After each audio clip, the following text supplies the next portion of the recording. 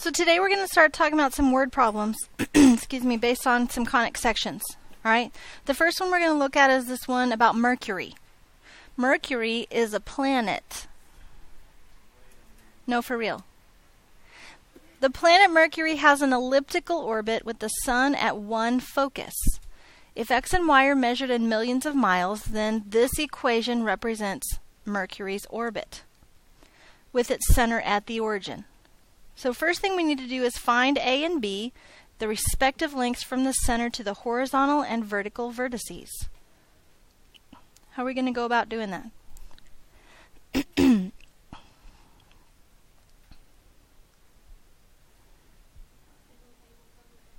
Is an A what's under x squared? Absolutely. So how do we find A if we know A squared? Square root it.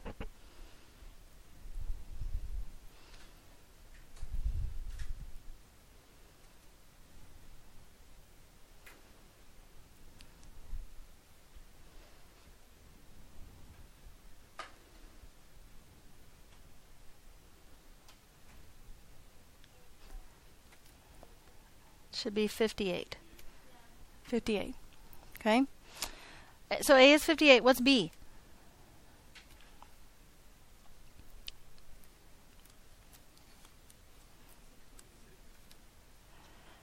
$56.75?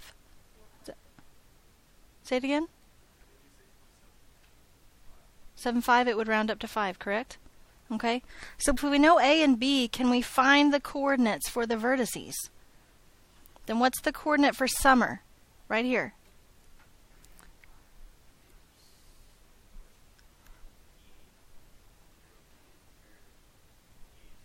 $58, 0, because we would go over 58 and up or down 0, correct? What about winter? Over here, winter. Negative 58, 0, good. So what about fall? Fall is up here.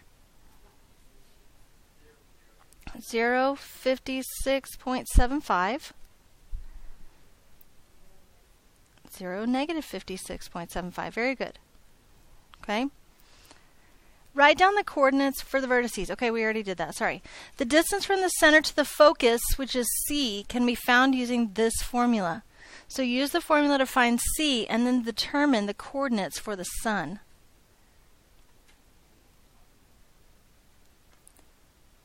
Say it. They're already squared.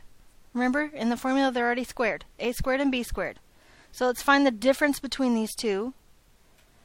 And then find the square root of it. Yeah, absolutely. So what is the difference between these two numbers?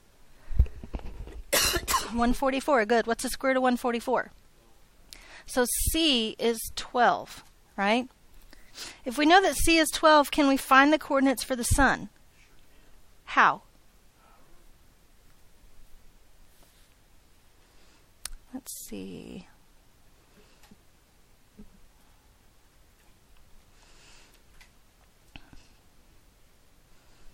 The sun is at one focus. So tell me the coordinates of the sun. If we know C, what's the distance from the center to a focus? C. So what are the coordinates of this focus? 12, 0. Yeah, it's on the axis, right? So it's 12, 0. Perihelion refers to the point in which a planet is closest to the sun, which is in summer. At this time, how far is Mercury from the sun? Well, you told me a minute ago that this point is 58, 0, right? And this is 12, 0, so we're trying to find this distance right there. What is it? How did you figure that out? 52 minus 12, right? Which equals what? Not 52, 58, thank you. 46 what?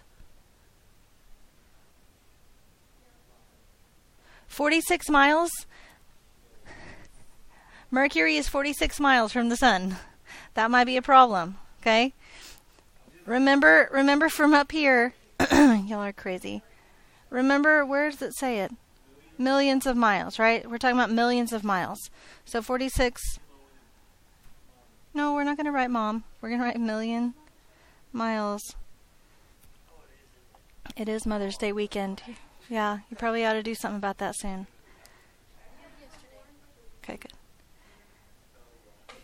Okay, aphelion refers to the point at which a planet is farthest away from the sun, and we're talking about winter here. At this time, how far is Mercury from the sun?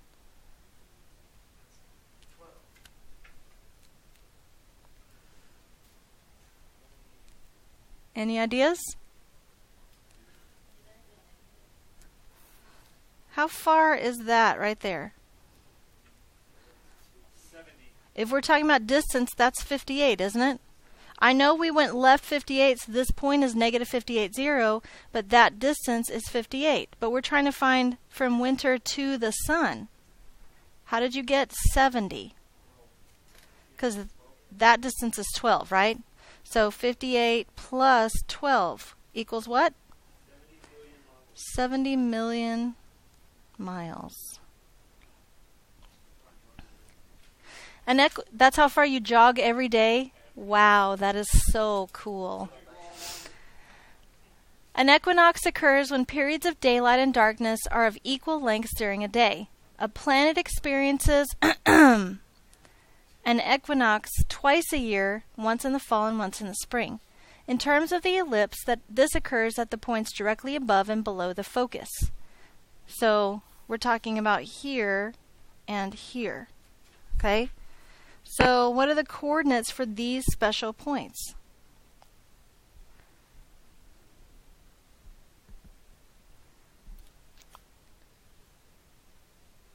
We're trying to find that point right there, right? How do we get there? We go over and then up, or over and down, right? How far did I go over? Up? I don't know yet, but I went over 12 and went down. I don't know yet. But I know I can start with 12 here and 12 here, correct? Okay? But guys, if I know x, is there any way I can find y? Plug it in. Good. Plug it into what?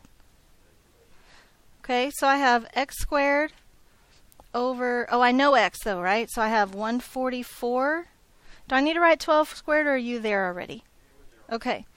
Over 3364 plus y squared over 3220 equals 1.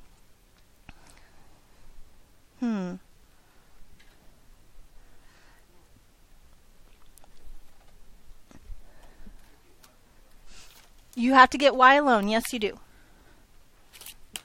Dang it. Multiply what by y squared? Well, I got to get y alone. I don't want to multiply y squared by anything. What if we get rid of this first? What if I subtracted 144 over 3364 from both sides? Wouldn't that help? Because that would give me y squared over 3220, right? Y squared over 3220. I need to put in my calculator 1 minus that fraction, correct? Okay. So who has a calculator? Okay. So let's calculate. Let's calculate 1 minus 144 over 3364, right? We do not want to round until the end. If we round, we will get the wrong answer at the end. If we round too early, okay? So I'm not going to worry about figuring out what this is first and then saying 1 minus that. I'm going to let the calculator do this work for me, okay? I'm going to hit Control Enter so I get the decimal instead. Okay? So what I have is y squared over 3220 equals 0.957194. How do I solve for y squared? Multiply by 3,220. Good. So times 3,220 gives me y squared equals 3082.16. And what did you say do next? Find the square root of that number, right? 55.5? You okay with that? So tell me then, please, what is the y value of fall? 55.5. And please tell me what the y value is of spring. Very good, negative 55.5. Okay? Any questions so far? Comments? Here. 2, 3, 1, 2, 3.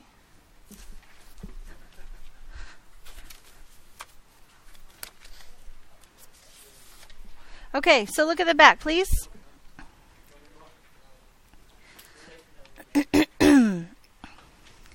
Power plants use water in cooling towers to transfer heat generated in energy production.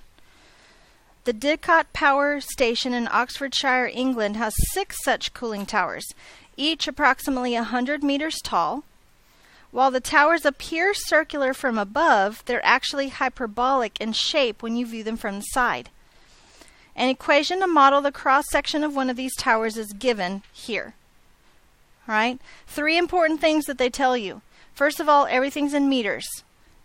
Second of all, the x-axis is the ground, and the y-axis is the tower's axis of symmetry. Okay? So first thing we need to do is find the coordinates for B. What do we know about the coordinates for B? Do we know anything about the point B? It is on the x-axis. Okay? What does that tell us? What do we know about every point on the x-axis? It's something 0, isn't it? And if we know the y value, can't we find the x value? Okay? So we're going to say x squared over 400 minus 0 minus 70 squared over 1600 equals 1. Is that a little easier to see?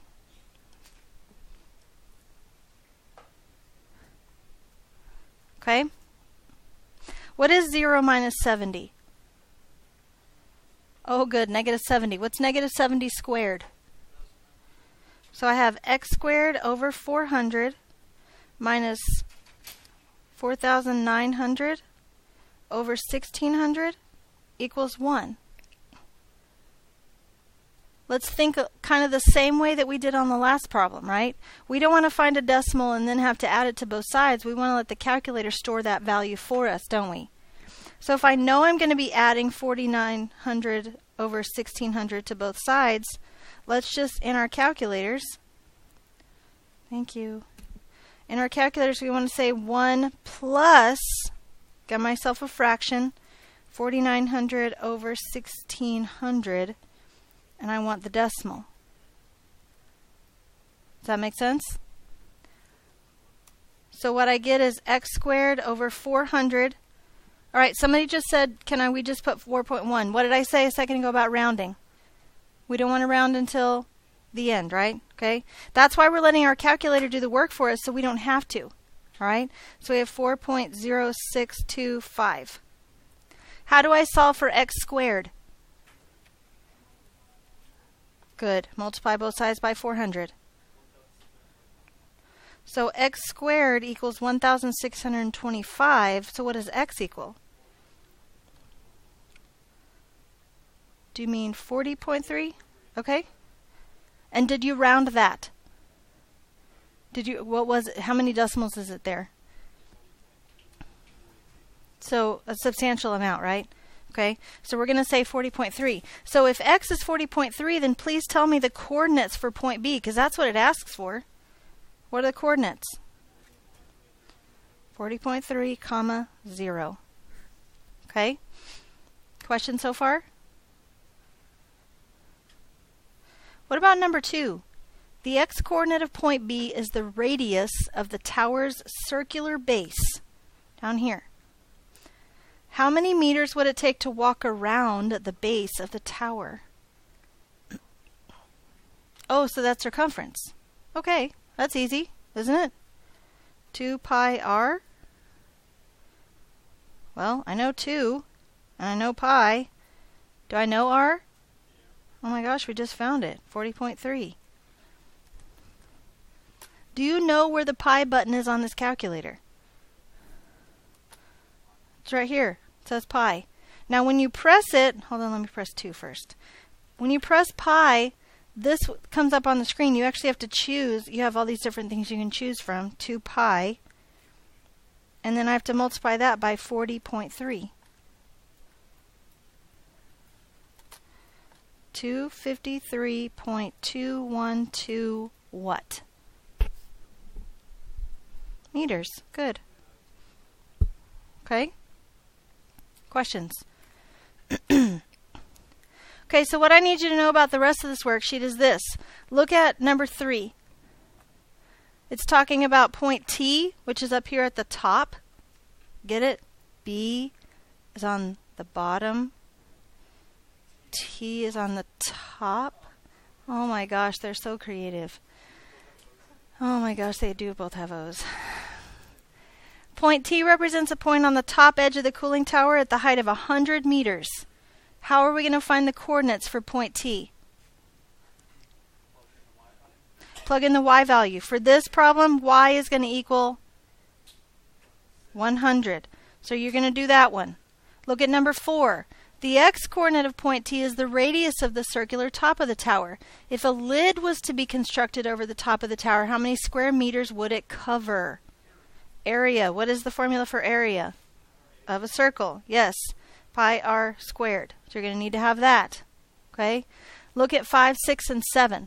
5, 6, and 7 is talking about filling up the tower, so we're talking about volume. All right?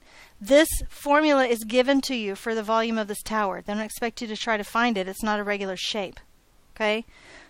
But H is going to be the depth of the water in the tower.